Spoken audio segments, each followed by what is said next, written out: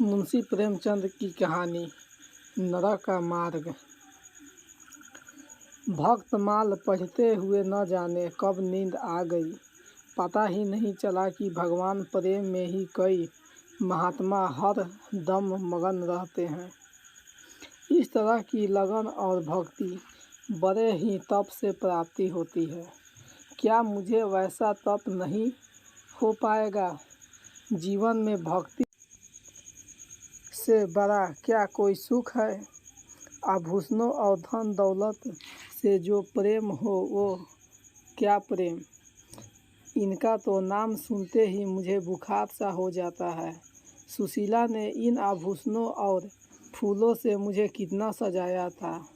उसे मैंने मना भी किया था कि ये सब करने से, लेकिन वो मानी ही नहीं। इस श्रृंगार के दौरान जितना हम लोग हंसे थे, बाद में उतना ही रोना पड़ा। आखिर किसी का पति ऐसा होता है जो अपने पत्नी को सजा हुआ देखकर नाराज हो जाए। मेरे पति ने तो मुझे सजा धजा देखकर गुस्सा किया और कहा कि तुम मेरे परलोक बिगाड़ दोगी। क्या किसी के पति ऐसे होते हैं जो अपनी पत्नी की खूबसूरती और श्रृंगार देखकर गुस्सा करने लगे? उनके बातें सुनकर मन में तो होता है कि जहर खा लूं, लेकिन फिर मैंने नीचे जाकर भक्तमाल पढ़ना शुरू कर दिया। फिर मन ही मन ठान लिया कि अपने इस श्रृंगार को सिर्फ बांके बिहारी को दिखाऊंगी और उन्हीं के दिन रात सेवा करूंगा।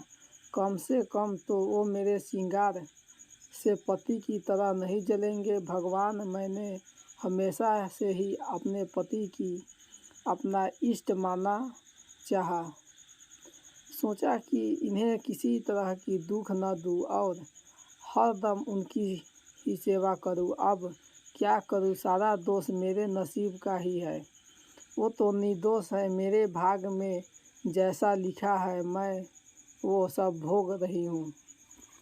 इतना सब पता होने के बाद जब भी उन्हें देखती हूँ तो मन में दुख होता है। जब वो कुछ दिनों के लिए बाहर चले जाते हैं तो मन का बोझ कुछ कम हो जाता है। उनके न होने से हंसने खेलने और जीवन को जीने लगती हूँ। फिर जब कुछ दिन बाद वो लौट आते हैं तो उसी तरह का सन्नाटा और दुख सा छा जाता है। मेरे मन में होता है कि वो मेरे पिछले जन्म के दुश्मन रहे होंगे और उस दुश्मनी का बदला लेने के लिए उन्होंने मुझसे विवाह किया होगा। तभी न मेरा मन उन्हें देखते ही उदास हो जाता है और उनकी सूरत मुझे बिल्कुल नहीं भाती। शायद इसी वजह से वो मुझे देखकर जलते रहते हैं। विवाह न किया होता तो शायद आज सुखी होती, किंतु दुनिया का दस्तूर है कि बेटी को किसी न किसी पुरुष के साथ जन्मों के लिए बांध दिया जाता है। यह क्या जाने कि एक युवती अपने पति को लेकर कितने सपने संजोकर रखती है। उसके लिए उसका पति कितना खास होता है। लेकिन यह सब उल्टा है। इन्हें देखते ही मेरे सीने में जलन सी होने लगती है। कभी इन्हें देखकर आँखों में वो शीतलता नहीं मिलती जो पति को देखकर एक युवती को मिलनी चाहिए। उधर सुशीला को देखती हूँ तो दुख और बढ़ जाता है। वो हमेशा हंसती मुस्कुराती है, कभी अपने गरीबी का रोना नहीं रोती। न उसे के पास अच्छे कपड़े हैं और ना ही गहने। मकान भी छोटा सा है। मन में होता कि काश मैं अपना धन देकर उसकी परेशानियां ले लेती। फिर होता है कि उसका पति ही उसका सबसे बड़ा धन है। उसी से सुशीला को पूरी दुनिया का सुख मिल जाता होगा। सालों से इस सवाल को मन में दफन करने के बाद होते होते एक दिन मुझसे रहा ना गया। आखिर मैंने अपने पति से यह सवाल कर ही लिया कि आपने मुझसे शादी क्यों की थी। इस सवाल को सुनते मेरे पति ने मुंह बना लिया। वो चीखते हुए बोले, अपना घर परिवार संभालने के लिए और क्या भोग के लिए नहीं? इतना सुनते ही मैंने पूछा कि क्या मैं सिर्फ इस घर का ख्याल रखने के लिए हूँ? उन्होंने कोई जवाब नहीं दिया। फिर मेरे मन में हुआ कि पहले इस घर का सारा सामान जहाँ तहाँ पड़ा रहता था। नौकर सब पूरा पैसा बर्बाद करते थे। अब मैं आ गई हूँ तो इन सब का ख्याल रखना ही मेरा धर्म है और मुझे यह सोचकर खुशी होनी चाहिए कि इतनी संपत्ति मेरे पास है। पहले मैं पूरे घर का ख्याल इनके बिना कहे रखती थी, लेकिन अब कुछ नहीं करूँगी। ऐसा घर की किसी वस्तु को मैं आगे से हाथ नहीं लगाऊंगी। लेकिन कोई पुरुष विवाह सिर्फ घर संभालने के लिए थोड़ी करता है। उन्होंने जरूर ये जवाब में मुझसे गुस्से में चीख कर दिया है। वैसे सुशील ठीक ही कहती थी कि एक घर महिला के बिना अधूरा होता है, उसी तरह से जैसे एक पिंजरा बिना किसी चिड़िया के खाली लगता है। संदेह क्यों होता है? मैं किसी से बात तक नहीं करती और ना ही कहीं बाहर आती जाती हूँ। ऐसे में शक करने की कोई वजह भी नहीं है। क्या इन्हें समझ नहीं आता कि मैं घर की इज्जत और मान मर्यादा के बारे में सब कुछ सोचती हूँ? किसी भी तरह की गलत हरकत करने की तो दूर, मैं उसके बारे में सोच भी नहीं सकती हूँ। कभी कभी मुझे लगता है कि आधे से ज़्यादा उम्र निकल जाने पर विवाह करने वाले बुजुर्ग लोग का यही हाल होता होगा। बेवजह ही अपनी पत्नी पर शक करते होंगे। सुशीला को बहुत बार कहते पर आज मैं उनके साथ ठाकुर जी की झांकी के दर्शन करने के लिए जाने वाली थी। मैं अपने बाल संवार रही थी कि तभी मेरे पति कहीं से आ गए। उन्होंने मुझे देखते हुए पूछा, किधर जाने की तैयारी हो रही है? मैंने जवाब में कहा कि ठाकुर जी की झांकी आज निकल रही है, उसी को देखने के लिए सुशीला के साथ जाना है। इतना सुनते ही वो गुस्से में बोले कि तुम कहीं जाने की ज़रूरत नहीं है। अपने पति की जिससे सेवा नहीं हो सकती, उसे भगवान के दर्शन से भी कोई लाभ नहीं मिलता है। उन्होंने कहा कि मैं जानता हूँ। महिलाओं को अच्छे से उनकी यह बात सुनते ही मुझे बहुत बुरा लगा। गुस्से में मैंने अपने कपड़े बदल लिए और चुपचाप बैठ गई। मन में हुआ कि उसी वक्त घर छोड़कर चली जाऊँ। फिर देखती हूँ कि कैसे रोकते हैं, लेकिन पता नहीं क्या हुआ कि जा नहीं पाई। इनके मन में हमेशा ये होता है कि मुझे हरदम खुश रहना चाहिए, क्योंकि मैं इतने बड़े घर और दौलत की मालकिन हूँ। मुझे हरदम इनका गुणगान करना चाहिए, लेकिन यह समझते ही नहीं कि धन दौलत ही सब कुछ नहीं होता। अब ये 3 दिन से बीमार है। इन्हें निमोनिया हो गया है और कितने दिनों से यह कहरा रहे हैं, लेकिन मैं इन्हें एक बार भी देखने नहीं गई।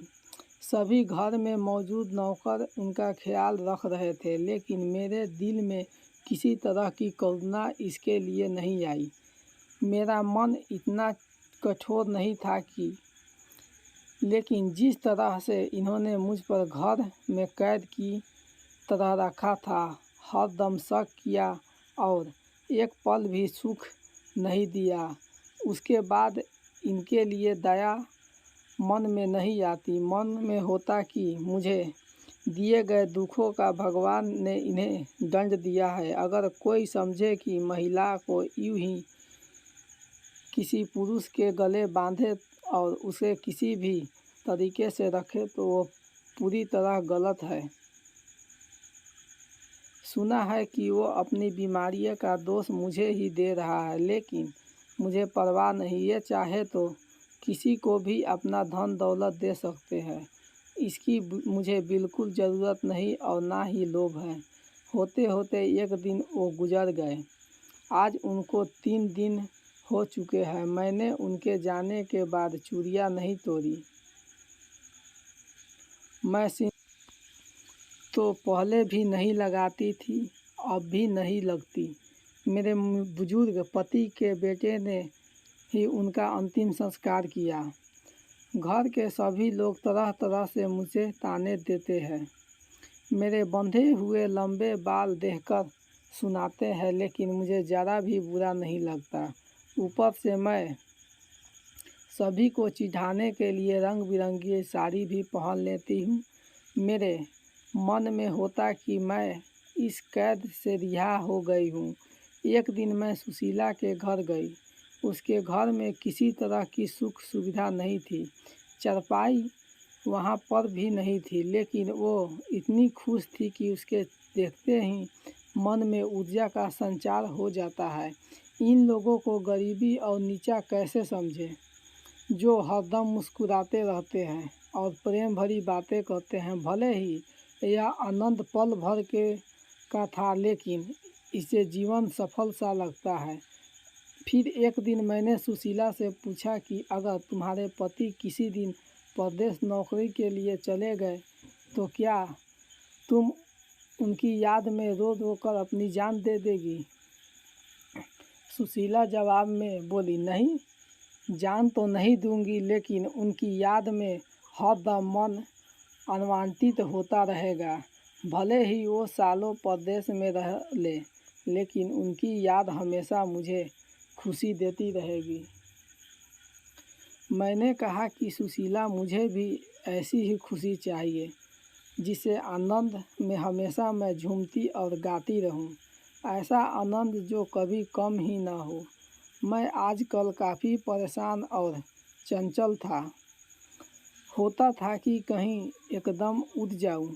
भक्ति के ग्रंथों को पढ़ने का भी मन न था और ना ही बाहर कहीं सैर करने का। ऐसा लगता है कि मन को पता ही नहीं उसे क्या चाहिए, लेकिन मेरे दिल में अपने पुराने दुख ही चलते रहते हैं।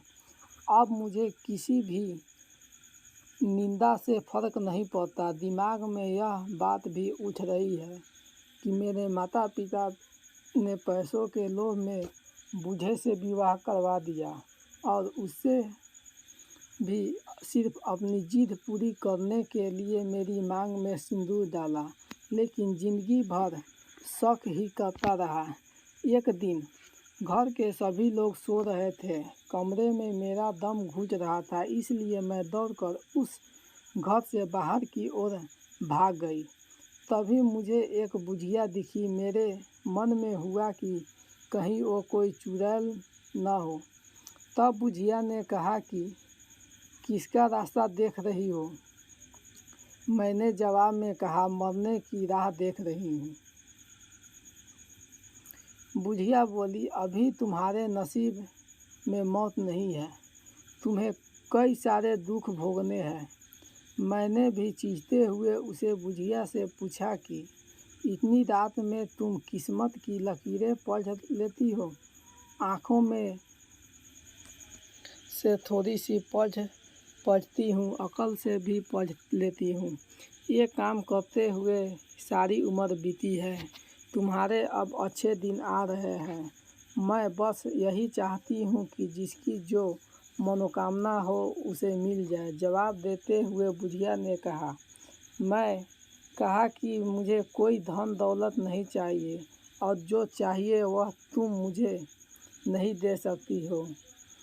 तब बुझिया ने कहा, मैं जानती हूँ कि मैं तुम्हें जीवन में सिर्फ प्रेम चाहिए और मैं यह तुम्हें दिला सकती हूँ।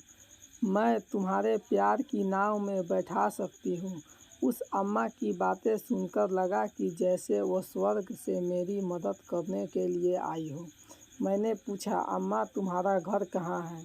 उसने कहा कि पास में ही है बेटा, और मैं उस अम्मा के पीछे पीछे चलने लगी। बुढ़िया के पीछे चलते चलते मुझे पता लगा कि वह किसी स्वर्ग से आई हुई मददगार नहीं बल्कि एक डायन ही है। कहा मैं अमृत की तलाश में थी और जहर मिल गया।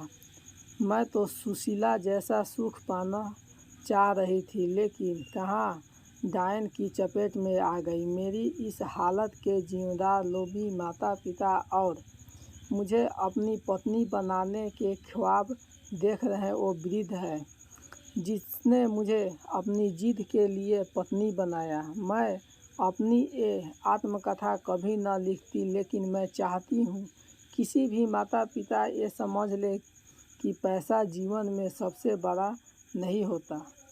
मेरी चाहत है कि सब लोगों को मेरी आत्मकथा से मालूम हो कि लड़कियों की विवाह यूं ही किसी से नहीं कर देना चाहिए। किसी भी लड़की का गला इस तरह से वृद्ध से विवाह में करके न घोंच दे। अब मेरे जीवन में कुछ नहीं बचा, सब कुछ सिर्फ माँ बाप के एक फैसले को ख़त्म हो गया। कहानी से सीख।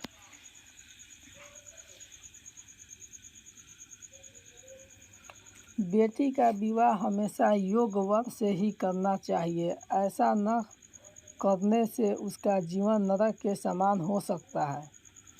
योग्य वर न मिले तो सही वक्त के लिए रुकिए, लेकिन आनन फानन में किसी से भी यूं ही बेटी का विवाह न करें।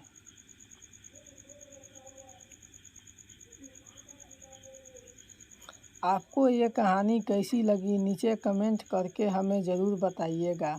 आगे और कहानी सुनने के लिए चैनल को लाइक और सब्सक्राइब ज़रूर करें।